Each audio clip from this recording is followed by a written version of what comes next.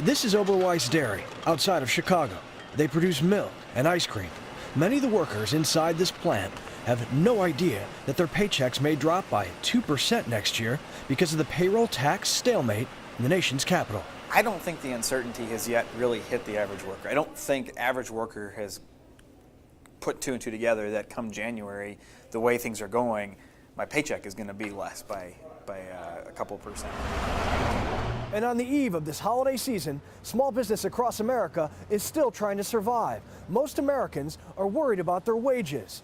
And if Washington doesn't pass this bill or come to an agreement by January 1st, then the average American who makes $50,000 could see a loss of nearly $1,000 in next year's paychecks. I think it's money that people need more now than ever to survive. I think a lot of people are surviving paycheck to paycheck. And this is the wrong time to be doing it. And I think it's them bickering back and forth. Indeed.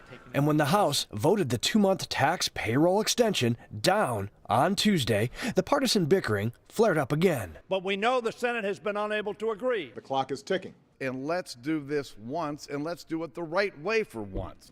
The compromise exists. Well, it's just another smack in our face, for the working public like we are.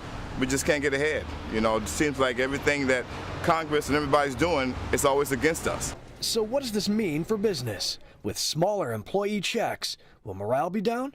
Will running the business books be more complicated? Well, Kevin Chapman of the National Federation of Independent Business seems to think so.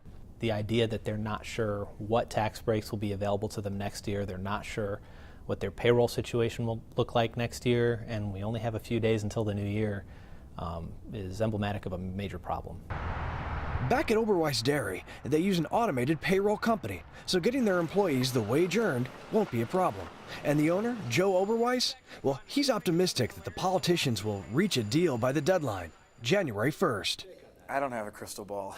If I had to guess, I'd guess they will, because I think the political consequences of not, and I'm not saying it's the right reason to come to an agreement, but I think the political consequences of not coming to an agreement are too steep. On Main Street, people are preparing for the holiday, and it's business as usual. Sort of. Robert Ray, Associated Press, Chicago.